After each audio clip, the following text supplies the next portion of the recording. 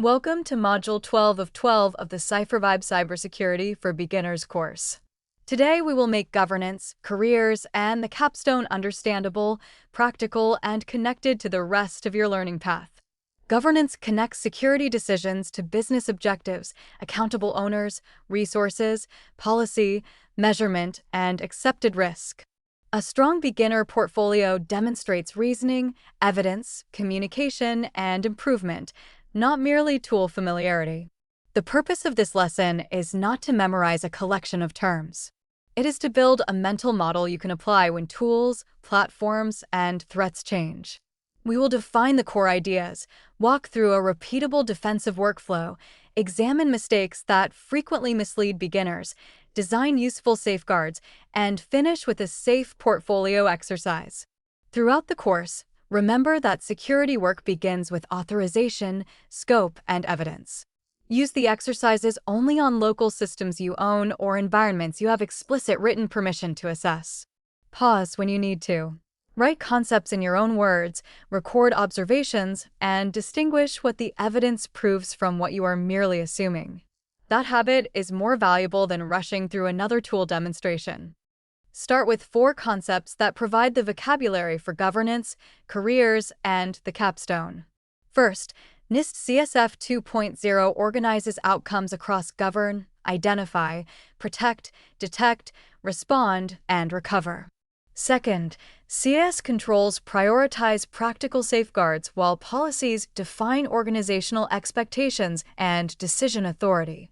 Third, risk registers document scenarios, impacts, controls, owners, treatment, assumptions, and review dates. Fourth, the NICE framework describes cybersecurity work roles and the knowledge and skills associated with them. Do not study these as isolated definitions. Ask which asset or business service is involved, where the relevant trust boundary sits, which identity performs the action, and what reliable evidence would show that the control worked. Security reasoning is a chain. Source evidence supports an observation. The observation supports a conclusion. The conclusion informs a proportionate decision. The decision has an owner, an expected result, and a way to verify it. When any link is missing, say so. A professional explanation can include uncertainty without becoming vague.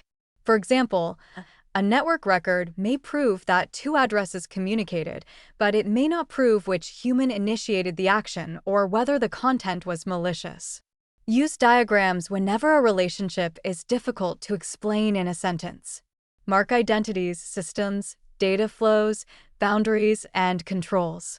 A simple, accurate diagram is more useful than a crowded picture that implies knowledge you do not have. Now turn the mental model into a repeatable workflow. First, select a fictional organization and summarize its services, assets, dependencies, obligations, and risk tolerance. Second, use evidence from earlier modules to identify important loss scenarios and control gaps. Third, prioritize improvements across prevention, detection, response, recovery, governance, and people. Fourth, assign owners, milestones, evidence, useful metrics, costs, assumptions, and remaining risk. Fifth, present the plan to both technical and non-technical audiences and revise it after questions. Before acting, define the objective, scope, owner, and success condition. Collect the smallest amount of trustworthy evidence needed to understand the situation. Preserve timestamps and sources so another person can follow your reasoning. Priorities should be explainable. Consider exposure, identity and privilege, sensitive data, business importance, exploit conditions, existing safeguards, reversibility, and confidence. A dramatic label should never replace that analysis. The workflow does not end when a command succeeds, a ticket closes, or a dashboard turns green. Verify the new state with fresh evidence. Check for recurrence and for side effects introduced by the change. Document the result in plain language: what you observed, what you concluded, what you changed, who approved it, what evidence confirms the outcome, and what uncertainty remains. This disciplined loop, observe, interpret, decide, act, verify, and learn, appears in every cybersecurity specialty. Understanding failure modes will protect you from attractive but unreliable shortcuts. First, framework compliance can become a paperwork exercise disconnected from actual control effectiveness. Second, metrics reward the wrong behavior when definitions, data quality, and limitations are unclear. Third, policies without owners, enforcement, exceptions, and review cycles become ceremonial documents. Fourth, career plans based only on titles ignore the work a learner actually enjoys and can demonstrate. Fifth, portfolios that expose real credentials, customer data, or unauthorized testing create harm. These mistakes often share one cause: confusing an available signal with a complete explanation. A tool can report a finding, a successful action, or a score while important scope, context, ownership, and verification remain missing. Avoid absolute claims. Words such as secure, compromised, fixed, and compliant require scope and evidence. Prefer precise statements such as, "This control blocked the tested path under these conditions," or, "The available records show this identity used the service," but do not identify the human operator. Also resist copying commands without understanding their inputs, outputs, permissions, and side effects. Run one controlled change at a time and record what happened. If an exercise does not behave as expected, that is useful evidence. Stop, inspect the environment, revise the hypothesis, and explain the difference. Good security work is not a performance of certainty, it is careful reasoning under imperfect information. Reliable security uses layers because no single control can prevent every failure. First, map framework outcomes to concrete systems, owners, evidence, and tests. Second, use metrics that guide decisions and pair coverage with effectiveness and outcome measures. Third, make exceptions time-bound risk decisions with owners and compensating controls. Fourth, sanitize every portfolio artifact and clearly describe authorization and limitations.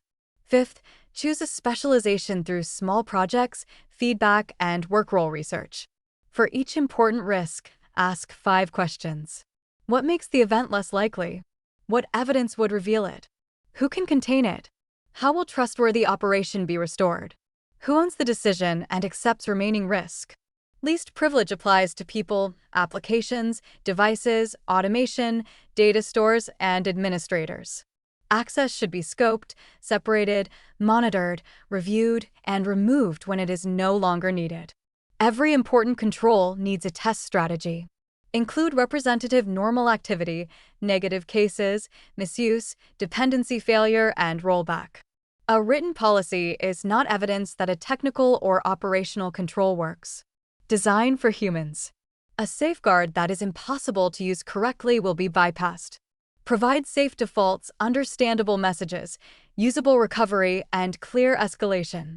Finally, preserve the evidence trail from observation through decision, action, and verification.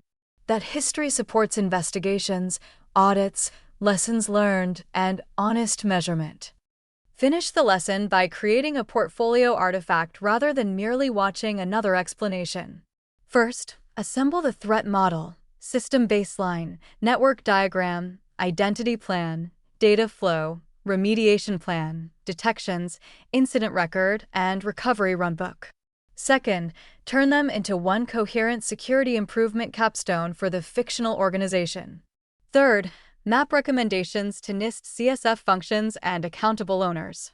Fourth, create an executive summary, technical appendix, roadmap, and measurement plan. Fifth, use the capstone to select and pursue a first cybersecurity specialization. Keep the work bounded. Use local systems, fake data, and environments you own or are explicitly authorized to assess.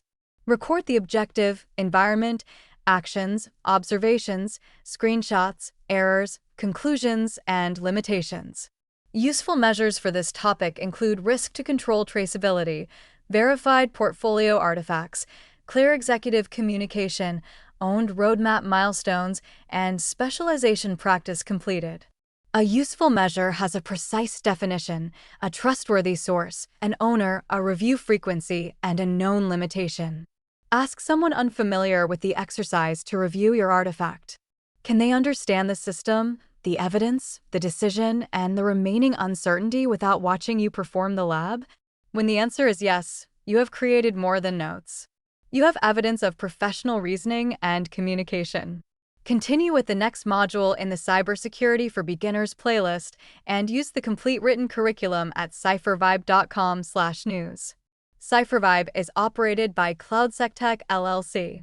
This video is general education, not legal, compliance, financial, or incident response advice. Never access, scan, or test a system without its owner's explicit written authorization.